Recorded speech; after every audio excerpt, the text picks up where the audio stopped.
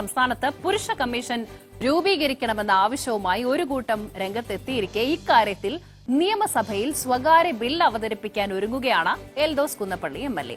വ്യാജ പീഡന പരാതികൾ ഏറുകയാണെന്നും അവ നേരിടാൻ കമ്മീഷൻ അനിവാര്യമാണെന്നും എൽദോസ് പറഞ്ഞു. ഹേമ കമ്മിറ്റിയിലെ വെളിപ്പെടുത്തലുകളിലും ബോബി ചെമ്മണ്ണൂർ വിവാദത്തിലും ഉൾപ്പെടെ എൽദോസിന് വ്യത്യസ്ത അഭിപ്രായമാണുള്ളത്.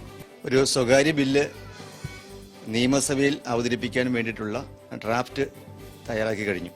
നമ്മുടെ സമൂഹത്തിൽ വനിതാ കമ്മീഷനുണ്ട്. വനിതകളുമായി ബന്ധപ്പെട്ട പ്രശ്നങ്ങൾ അത് പരിഹരിക്കാനും വിഷമതകളിലും കഷ്ടതകളിലുമൊക്കെ അവരെ സഹായിക്കാൻ വേണ്ടിയുള്ള ഒരു വലിയ മഹത്തായ ആശയമാണ് വനിതാ കമ്മീഷൻ.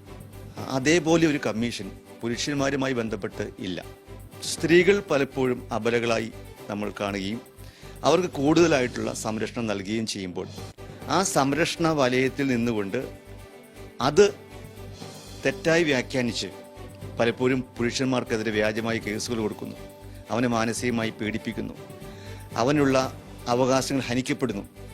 പുരുഷന് മാനസികമായി ബുദ്ധിമുട്ടുണ്ടാകുന്ന അല്ലെങ്കിൽ തെറ്റിദ്ധരിക്കപ്പെടുന്ന തെറ്റായി വ്യാഖ്യാനിക്കപ്പെടുന്ന സന്ദർഭങ്ങളിൽ പുരുഷന് ഓടിയെത്തി അവൻ്റെ കാര്യങ്ങൾ തുറന്നു പറയാൻ പുരുഷ കമ്മീഷന്റെ ആവശ്യകത ഇവിടെയുണ്ട്.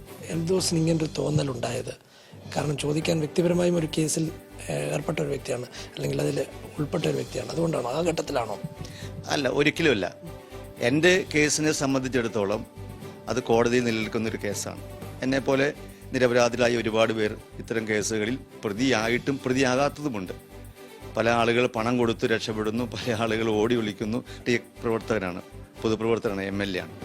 എൻ്റെ മാനസിക ധൈര്യം ഉണ്ടായി എന്ന് വരില്ല മറ്റുള്ള ആളുകൾക്ക് ഇത്തരം വ്യാജ പരാതിയിലും തട്ടിപ്പിലും പെട്ടുകഴിയുമ്പോൾ.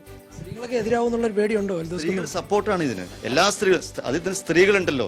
സ്ത്രീകളാണ് ഈ കാര്യത്തിൽ ഏറ്റവും കൂടുതൽ ശക്തി തരുന്ന ആളുകൾ. ഇപ്പോൾ രാഹുൽ ഈശ്വർ തന്നെ ഈ കഴിഞ്ഞ ദിവസങ്ങളിൽ ഇതുമായി ബന്ധപ്പെട്ട് നിരന്തരം സമ്മേളനം നടത്തിക്കൊണ്ടിരിക്കുകയാണ്, കാര്യങ്ങൾ പറഞ്ഞുകൊണ്ടിരിക്കുകയാണ്. അതുകൊണ്ട് തന്നെ ഇപ്പോൾ ബോച്ചെ വിവാദം വന്നു, ഹണി റോസിന്റെ കാര്യങ്ങളൊക്കെ വന്നപ്പോഴൊക്കെ വിശ്വാസമാണോ താങ്കൾക്കുള്ളത്? ആ കേസിൽ അദ്ദേഹം പറഞ്ഞത് ശരി തെറ്റാണല്ലോ. ഒരു സ്ത്രീയെ കുറിച്ച് നമ്മൾ അങ്ങനെ മോശമായിട്ട് പറയാൻ പറ്റത്തില്ല.